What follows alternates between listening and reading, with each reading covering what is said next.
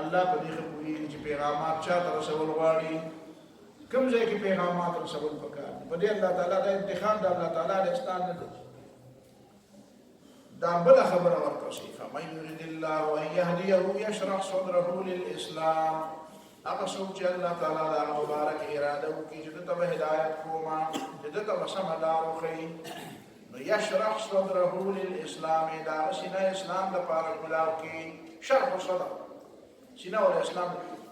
نو دا خدای ویل چې چا مبارک الله تعالی اراده کوي چې دا څوک د الله تعالی نه هدایت غواړي او طلب کوي کله کله تاسو د ایمان ته خودلې دا بل نه ته په تفصیل وکړو ایمان ته خودلې او په هر معاملې کې هدایت به بیا غواړي په دې معنی کې د اهدنا الصراط المستقیم هم دا مطلب چې د ژوند په هر پهلو په هر اړخ په الله تعالی نه هدایت غواړي بیا به الله تعالی هدایت درکړي هغه کې ته ول دوالین امین وې او د فاتحین ابو خبرم نه چې دا فاتحه صورت ته فکر یې صورت به اوس نه کوم یو او فاتحه ته فکر نه نو ځکه بیا ته هدایت هم نه ملایوي ته دې ته فکر کوو نه امام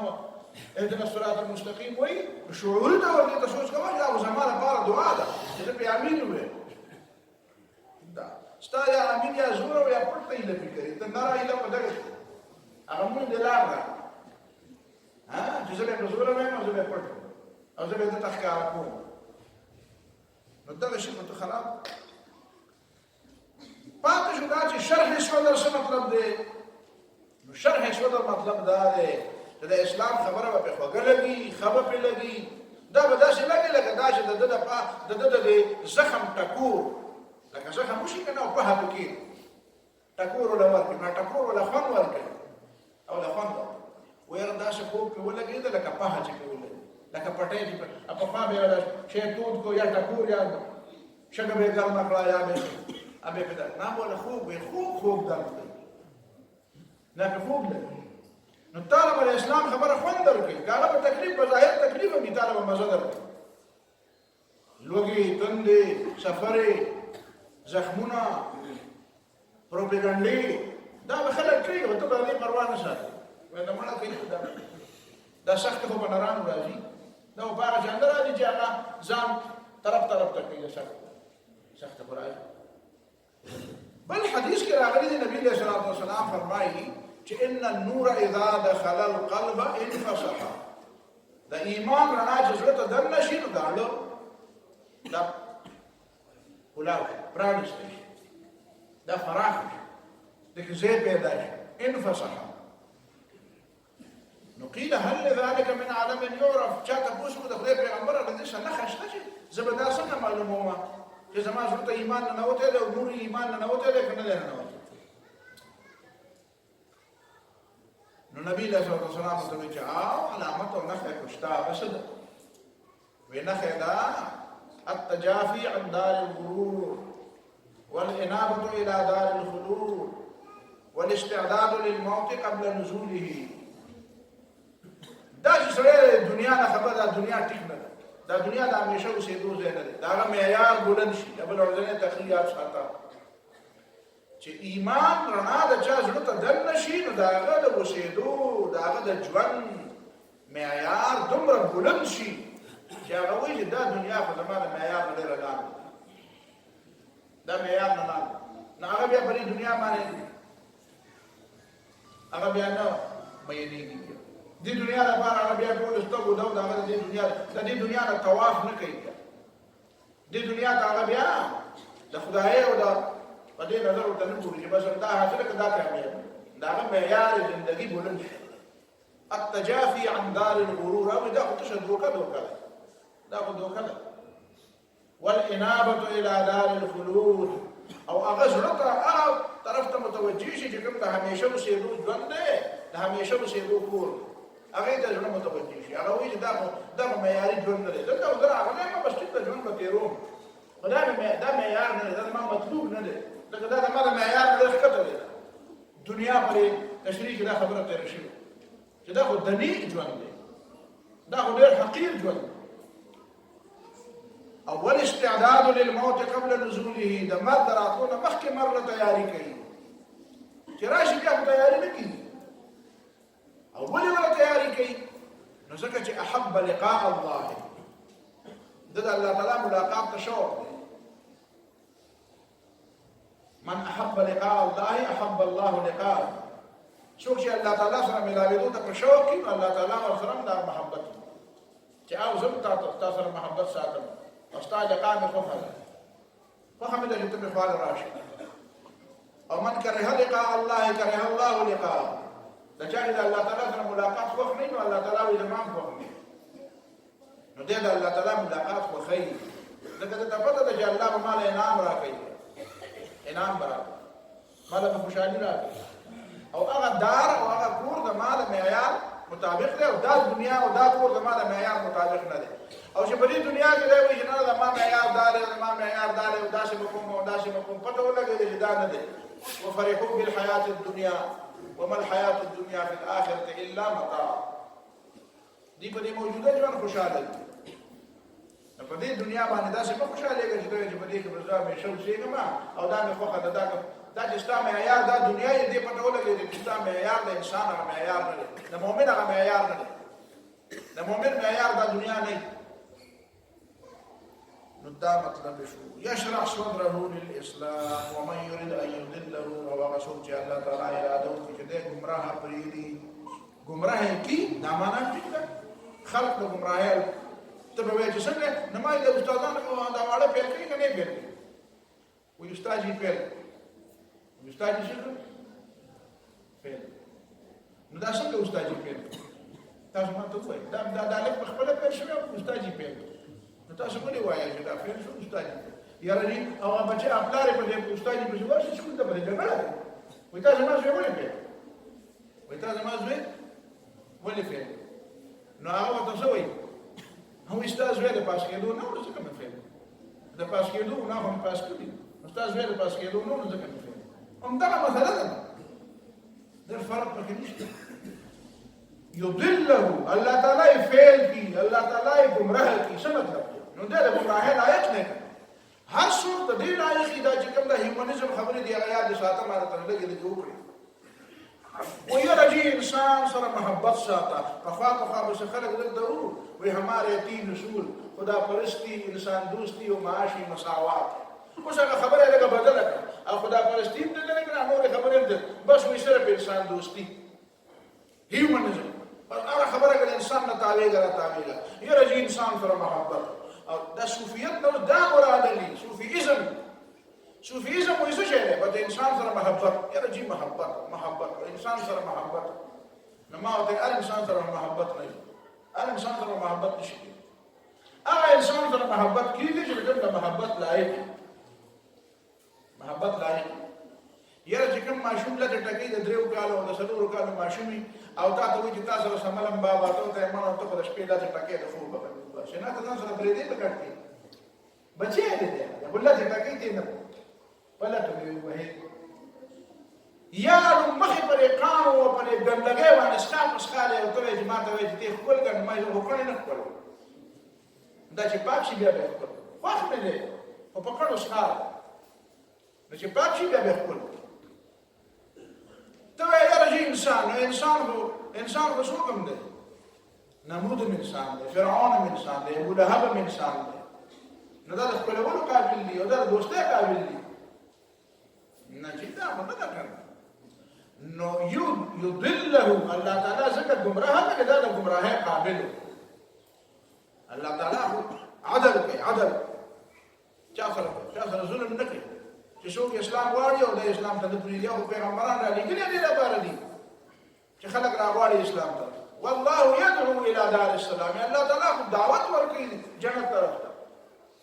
والله يدعو الى الجنه والمغفره باذنه الله تعالی خو جنت او مغفرت ته دعوت ورکوي جنت په کې څنګه یاد کړي دا ځینې په کې وایي زما په جنت او دوزخ کار نشته داسې په کوم شهزادګان شته او اوس خو دا ډېر شوي یاره جي په جنت کې څه کار دی په جنت او دوزخ کې نشته کار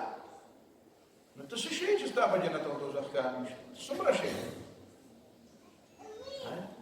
دې ته دی ویل چې زه خو د الله تعالی رضا غواړم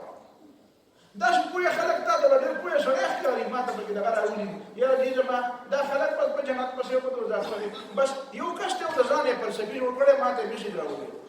وایي چې هغه پورې دا دنیا نه سمېږي چې دا د جنت او د دوزخ دا تصور ته لرې شوی دی او خلک خالصه د خدای د بندګۍ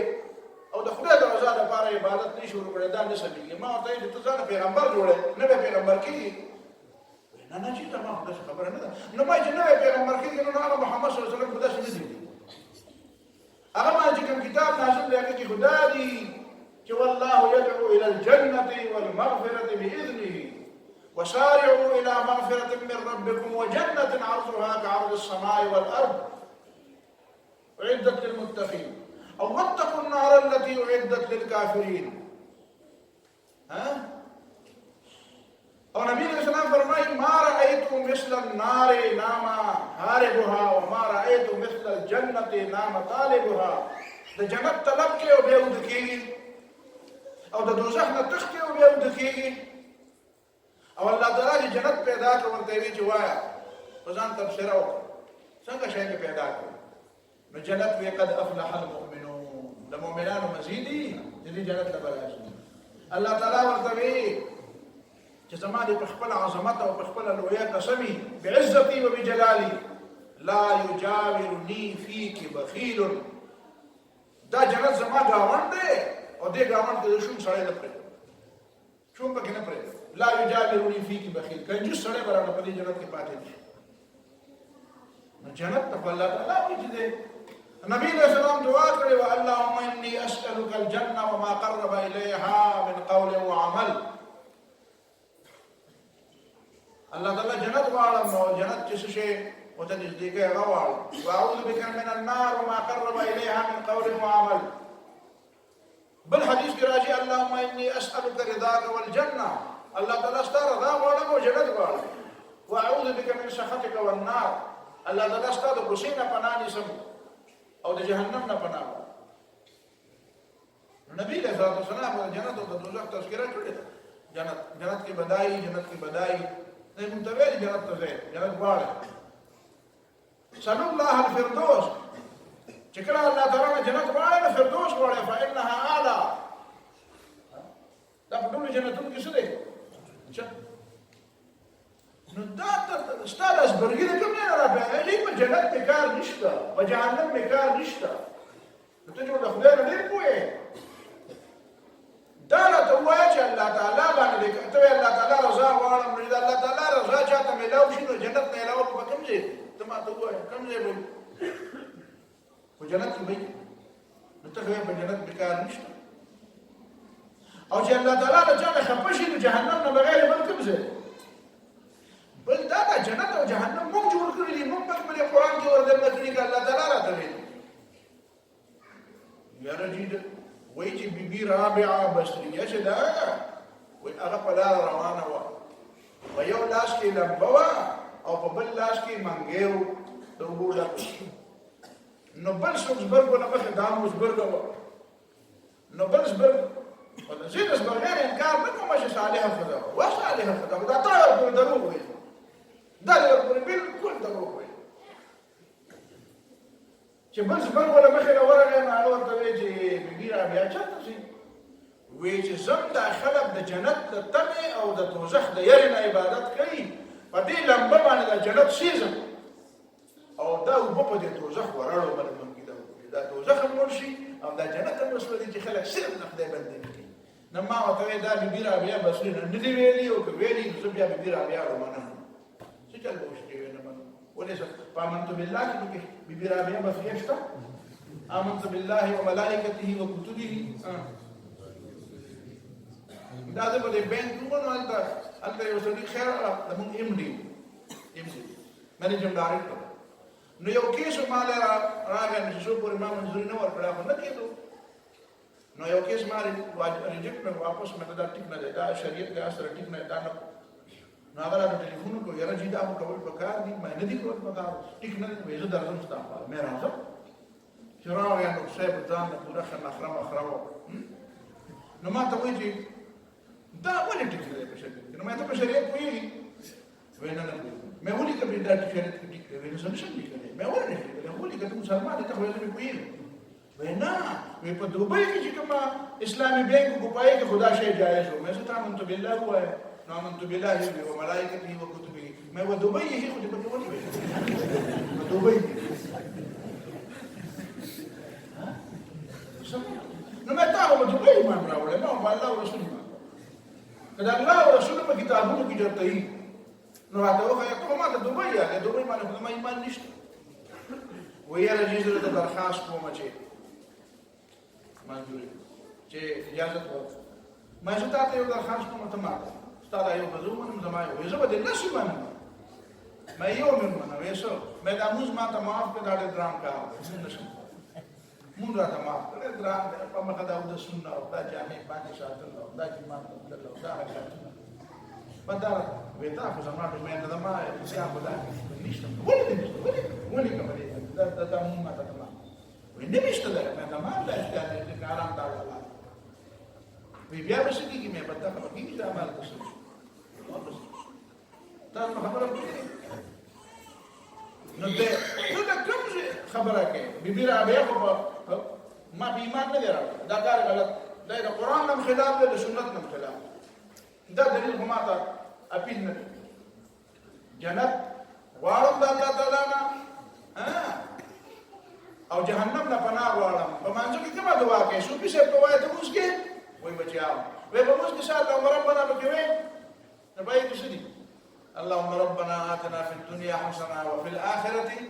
حسنه وقنا عذاب النار متدا وای کنه پته نه لګي وای کنه پته لګي دې موږ کې کنه چې جنت نه غواړي وای خدای غواړي نو خدای څنګه غواړي خدای د پښتو جلیقه خدای د پیغمبر خدای ده کنه په کومه طریقې غواړي محبت د الله سره کې د محبت طریقه ورې د کې د پیغمبر نه د محبت طریقه ورې چاله ده کې پیغمبر نه وایي ده کې محبت دا چې د محبت ځان له كل شيء بميته وبطيبه كل شيء بميته دا چې د محبت ځان له طریقه یا لکه د پلار د محبت ځان له طریقه او د بچی د محبت د پلار د بچی د محبت دا طریقه د جناوی الله او دا په یو مخ په لاو او په بل مخ په لاو او مام د راول په چکلې نو د پلار د محبت هم دا طریقه ده د پلار د محبت دا طریقه ده د مور د محبت دا طریقه ده نجی دا چې د محبت طریقې ده نو دا تاسو دومره کوم اخلاق او چې په دې نه پوهیدا دا صوفیان چې دا به دې ته ورسول دا هغه صوفیان نه دي چې په خوا کوي چې هغه به مطلب د زړه صفایي مراد وا او هغه نیکی به مراد وا او احسان او سلوک وا تزکیه نفس وا اوس تزکیه نفس نه ده اوس نفسي ده اوس اتباع هوا ده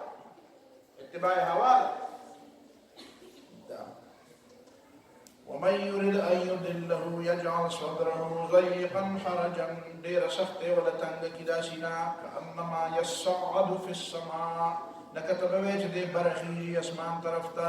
سړی څومره برخېږي په غر کې خېږي نو ساه دې راماتېږي که نه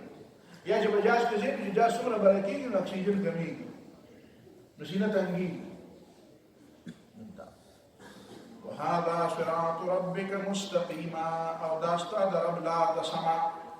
دا اسلام سما لار دا قرآن او سنت سما لار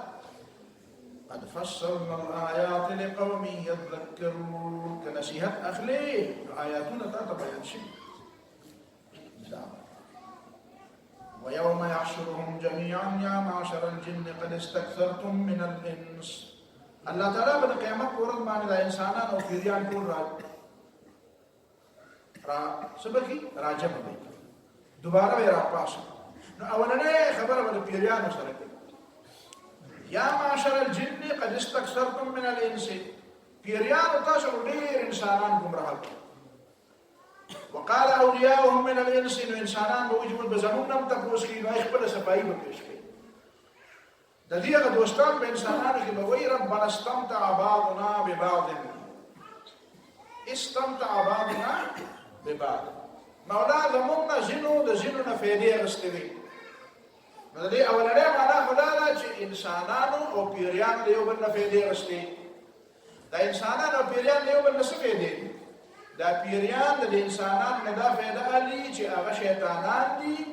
نو د عقیده خرابوي. د عقیده دا پیدا دي چې کله ورته وایي تعویذونه راوباسي او کله ولا څه کوي خخی او د دې علم غیب دعوی کوي. اصل کې هغه شیطانانو له خبرونو وړي کنه د شیطانانو سره تعلقات ګنده ګرځي پلیت ګرځي مونږ نه کوي عقیده ګندای عمل ګندای کارونه ګندای نو هغه ګندو خلکو خاله شیطانان راځي نو شیطانان چې راځي هغه وجدا سره زموږ د کار دی نو هغه ته وکړي څه خبرې وکړي ها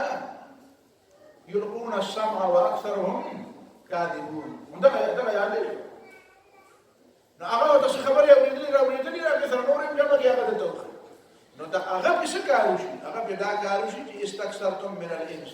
هغه دې ګمراه او دا څه کارو شي نو دا د دکاندار چلی د خلکو د تعویذونه کوي کله ولا جوړه کله ولا راو دا چې دا ته وایي چې خوري سره باندې شاکوي او ته ولا وایي پیریدار لا ورشه نو هغه پیریدار دا کار کوي اول په د چا په وینا باندې چا نه پیسې واغستې نو پته یې تعویذ کو او بیا تا نه واغستې نو بیا راويست دا کړه ما هو دا ښه کړه ما هو نو دواړه کارونه وته معلومه دا ول شیطانانو دا چې دې کوي زموږ نه خلکو مجبه خبره او په سره ډېر راشي او چا په شکل چې په ملای ډېر راشي او چا په شکل و یاره ما خو دا انسانان دي بیماره په خلکو کې راځي کوي اته چې تکله سره قاره او وسو کی وي خدای دې خیر کې په دې سړي چې شکل دې دا عمر کې نو وسو کې ته وسه سره دې راځي ته وي ګورو په تاسو ته یو نو دا هغه خبره ده ما دا مو ته چا مې دې او معمولی خبره یو چې په شکل او بیا رواني دویمه معنا ده استمتع بعضنا ببعض څه مطلب دی دا ډېر زیات اهمه ده په دې ځان پیو وایي هغه دا چې دا انسانانو یو بل فائدې دا انسانانو یو بل نشي فائدې ابراهيم عليه السلام خپل قوم ته وی وقال انما اتخذتم من دون الله اوثانا موده بينكم في الحياه الدنيا دا تاسو په دې بت پرسته چې راغونې خله ته پته ده چې دا کار چې موږ کوو نو دا غلط دی خو یې دا څو کوم دا دوستان مې دلته دي مرګري مې دلته دي نو کدا ډله ټپله پرېږدم نو بیا به څه کوم بیا خو یوازې درځم دلته هو نو ته ورته وایې چې دا کار خو غلط دی وایي ما ته پته ده چې غلط دی خو څه وکړو زموږ ملګرتیا دوستانه غمخادي تعلقات راشه درشه ټول خو په دې باندې مبني دي نو قرآن ورته وایي چې ولې دا په اسلام نشي مبني کېدی دا په اسلام نشي مبني کېدی د دې دوستۍ د دې اجتماعیت بنیاد اسلام نشي کېدی چې تا د دې لپاره کفر او بت پرستی بنیاد جوړ کړی دی تاسو ګورئ که چېرته په رښتیا معنو په دې آیت پوه شوي نو بیا په خپل ماحول کې ګوره چې د کومې بت پرستۍ په بنیاد باندې خلک د یو بل سره نښتي دي ښه ورته پته ده چې دا بت پرستي ده ښه ورته پته ده چې دا ګناه ده ښه ورته پته ده چې دا شی خطا دی یاره چې وایي څه وکړو نو چېرته لاړ شو څه وکړو مطلب یې دا دی چې څه وکړو نو دا ګناه خو به کوو دا راته پته ده چې دا بت پرستي ده خو څه به کوو مودة بينكم وقال انما اتخذتم من دون الله اوثانا ارجع ځان له بوت نیولې چا په یو نوم او چا په بل نوم ها ویلې په خبرو په اشارات ویلې چا ځان له بوتان نیولې چا په خلو او چا په بد نوم چا د زبرګر په نوم او چا د دنیا پرسته په نوم ولې نیولې مودة بينكم في الحياة الدنيا ويرى دې څنګه په دې ته مونږ په دې راوړو مونږ په راوړو چا راځي بل بچارة ومشي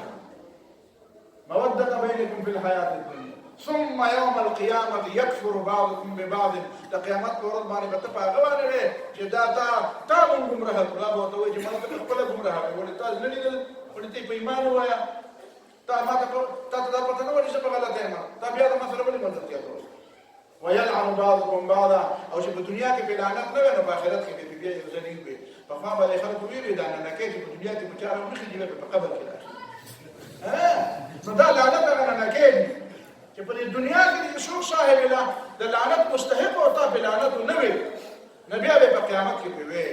ويلعن بعضكم بعضا ومأواكم النار استمتع بعضنا ببعض ديته قال النار مسواكم خالدين فيها الله ورته وی چې اوس مرشتیا وي او دنیا کې مرشتیا نه وي اوس په رښتیا او په درو کار نه دي چې سره النار مثواکم او جهنم ده خالدین فيها الا ما شاء الله ان ربك حكيم عليم وكذلك نولي بعض الظالمين بعضا بما كانوا يكسبون. دا آیت تبعه دا کوم پورا شی او دا جمله ډیره اهمه ده. د دې آیت دوه مطلب یو مطلب آخرت دی چې دا دنیا کې چې کوم بدعمله خلق دي نو بدعمله د بدعمله مرګره ده، نو قیامت کې به هم دا مرګرتیا دی بدعمله د بدعمله سره یو ټول به جهنم ته ځي.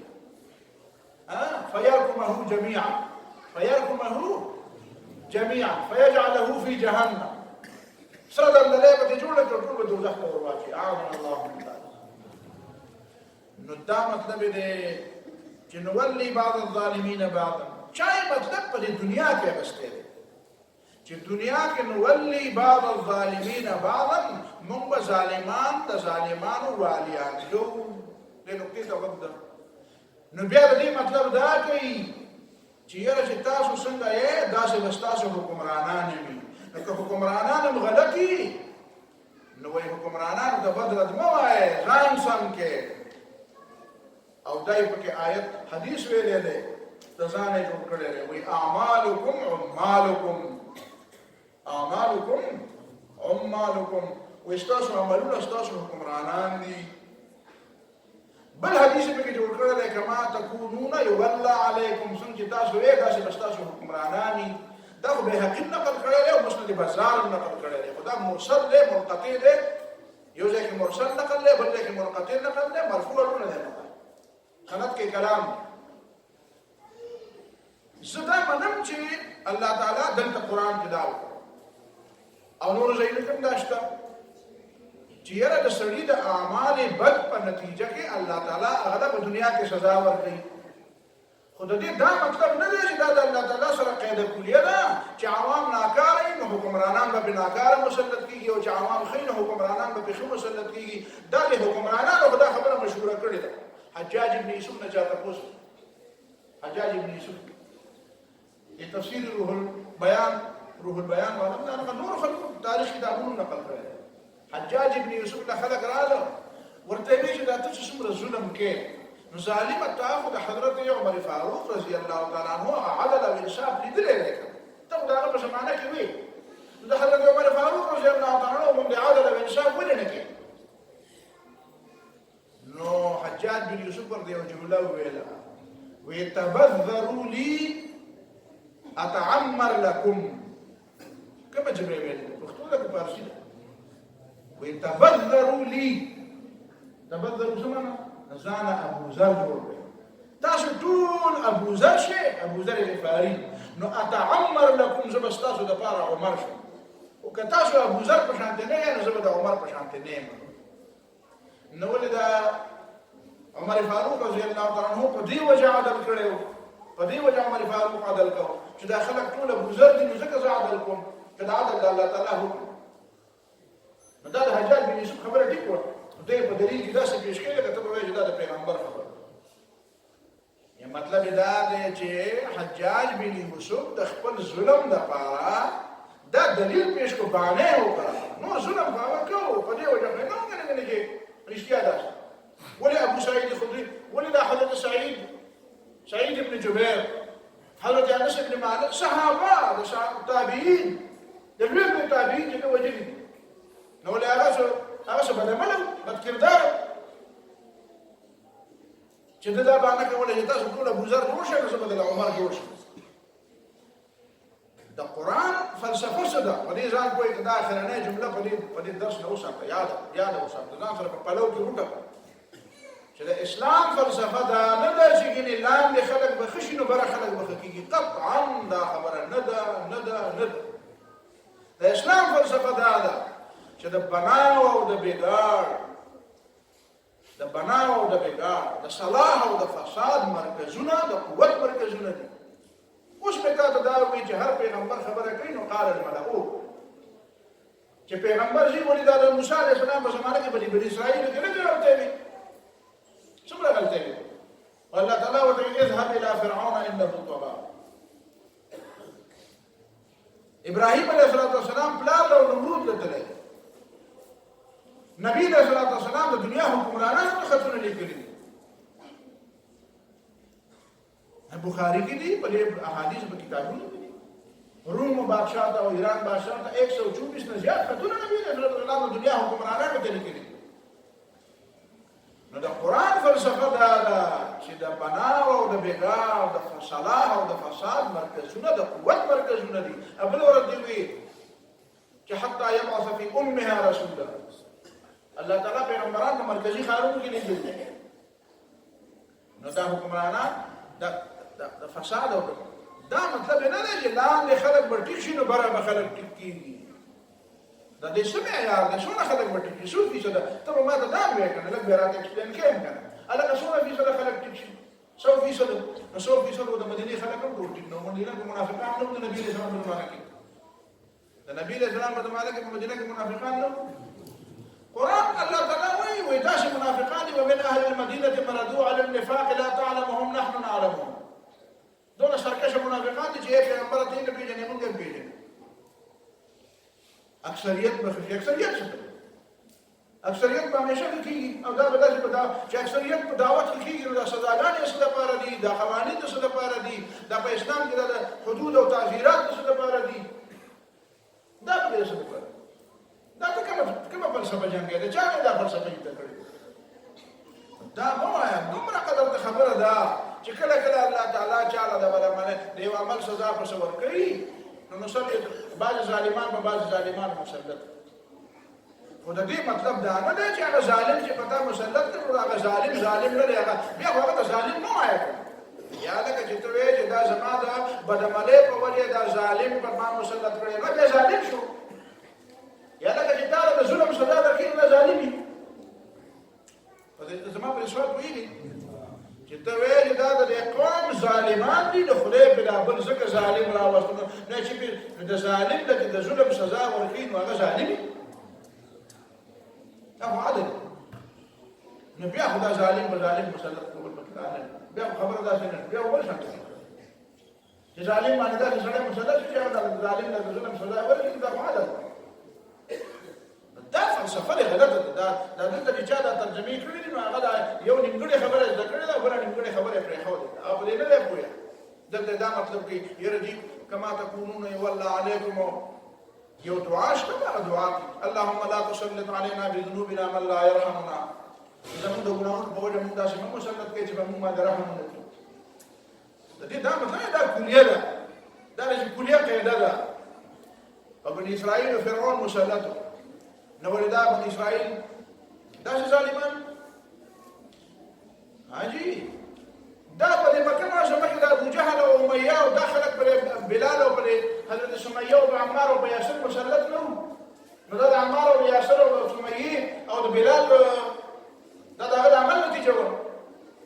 دا د هغه د عمل نتیجه وه. دا مه وایه، دا تاسو کومه ژبه وایه؟ قرآن نه دا فلسفه زده کړه. د قرآن فلسفه دا ده. د قرآن فلسفه دا ده چې د بناو د بګاو د صلاح او د فساد مرکزونه د قوت مرکزونه دي. د قوت مرکزونه به بدلې، د فساد به هله ختمېږي. دا د دې آیت مطلب دی.